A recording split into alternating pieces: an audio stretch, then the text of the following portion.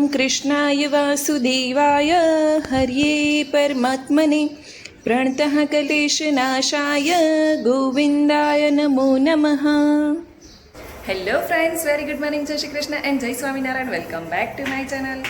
ગઈકાલે ટોપરું ખમણ્યું હતું, એ તો તમને ખબર જ છે. એની અંદર આપણે લોટ અને જે બીજું બધું એડ કરવાનું હતું એ એડ કરી દીધું છે અને આપણે થેલી રેડી કરી દીધી છે.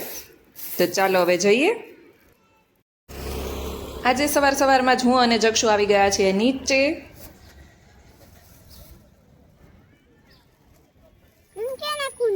હા, ત્યાં નાખ. કીડી હોય ને ત્યાં નાખી દેવાનું. ઝાડવાનો છાંયડો કે ગ્રીનરી હોય ત્યાં થોડી કીડીઓ હોય. આમ પેલી બાજુ નાખ દીકું, અહીંયા આમ પેલી બાજુ ધીમેકથી હોય નીચે નાખવાનું. લઈ લે આમાંથી. હવે ચૈત્ર મહિનો પૂરો થવાને થોડા જ દિવસોની વાર છે, તો જો તમે કીડીયારું ના પૂર્યું હોય તો જરૂરથી પૂરી આવજો. આમ તો ચૈત્ર મહિના સિવાય પણ કેડિયારું પૂરવું જોઈએ, પરંતુ ચૈત્ર મહિનામાં વિશેષ મહત્વ છે, એટલે બધા જ લોકો ચૈત્ર મહિનામાં કેડિયારું પૂરતા હોય છે. ચપ્પલ જો પડી ગયું, લે તો પહેરી લે. ધીમે ધીમે ધીમે.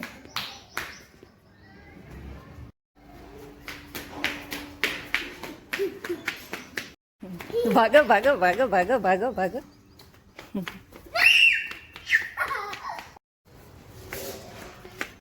આ છોકરાની રમત જો, કિચનમાંથી વાસણ લઈ આવ્યો છે અને હવે પાંદડા કટ કરી કરીને પહેલાં તો એના આ કિચનમાં રમતો હતો, હવે અમારા કિચનમાંથી બધા વાસણ કાઢીને લઈ આવે છે. જો સાણસીથી બધા કટ કરે અને આ લીંબુ નીચોવાનું છે એમાં ભરીને રમે. હે જક્ષુ?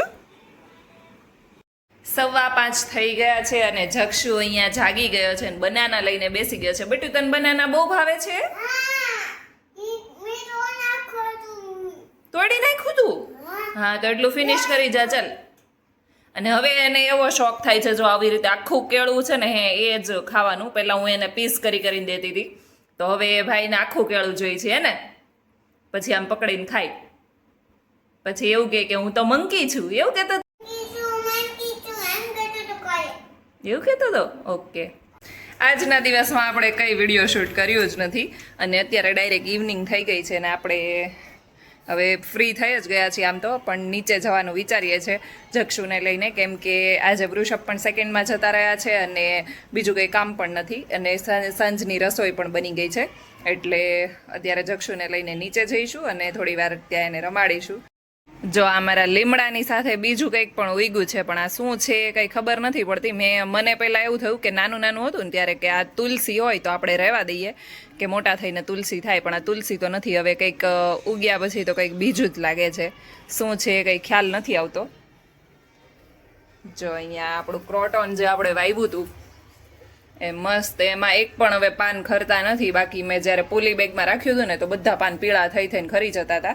અને જો આ રીતે એનો કલર ધીમે ધીમે પકડાવા લાગશે, પણ અહીંયા એને બહુ તડકો નથી મળતો એટલે ગ્રીન પાન જ રહેશે, બાકી તો યલો થાય. આ બધા પ્લાન્ટ્સ હું એટલે ગ્રો કરું છું. આમ તો મને પ્લાન્ટ્સનો શોખ છે જ, પણ મને મારી જે નવા ઘરની બાલ્કની છે ને એ પણ આની જેમ મોટી જ છે, એટલે આપણે ત્યાં પણ પ્લાન્ટ્સ માટે એક કોર્નર બનાવવાના છીએ.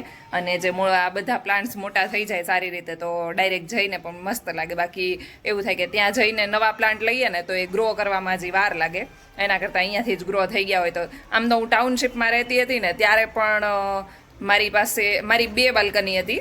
એક બેડરૂમની બાલ્કની પણ એટલી મોટી આવતી હતી અને જે હોલની બાલ્કની હોય એ પણ એટલી મોટી આવતી હતી. બંને બાલ્કનીની અંદર મેં બધા જ નકરા જ પ્લાન્ટ ભરી દીધા હતા. અને ત્યારે તો હું જોબ પણ કરતી હતી અને છતાં પણ હું બધા પ્લાન્ટની એટલી કેર કરતી હતી.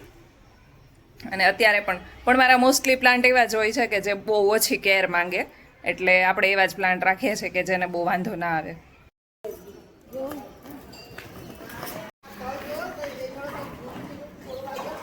અમે આવી ગયા છીએ નીચે અને આજે બીજા કોઈ છોકરાઓ દેખાતા નથી, એટલે જક્ષુભાઈ એકલા સ્કૂટર ચલાવે છે અને હું બેસી ગઈ છું. અહીંયા સિનિયર સિટીઝન બધા બેઠા છે એમની જોડે. જક્ષુભાઈ કેટલા ટાઈમ પછી આ એના રમકડાના બાસ્કેટમાં બેઠા છે અને ઢોકળા ખાવા માટે બેઠા છે. મેં એને કીધું છે એટલા ઢોકળા ફિનિશ કરી દે ને પછી એને ટીવી જોવા મળશે, હે ને? તો એટલા ફિનિશ કરી દે ને દીકા. રમકડા બધા ત્યાં ફેલાઈ દીધા છે અને અહીંયા ખાવા માટે બેઠો છે બાસ્કેટમાં, રમકડાના બાસ્કેટમાં ને. તને કેમ અચાનક યાદ આવી ગયું કે તારે આમાં બેસવાનું? તું છોટું બેબી હતું ને ત્યારે દીકા આમાં બેસતો હતો, તને ખબર છે? તું પછી મોટો થઈ ગયો? નથી ખાવું હવે?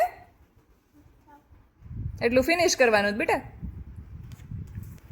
આજ માટે બસ આટલું જ. કાલે મળીએ ફરી એક નવા વ્લોગની સાથે. ત્યાં સુધી ગુડ નાઇટ, જય શ્રી કૃષ્ણ એન્ડ જય સ્વામિનારાયણ. મારી ચેનલ ઉપર નવા હોય તો સબસ્ક્રાઇબ કરવાનું ભૂલતા નહીં. Thank you for watching. Bye bye.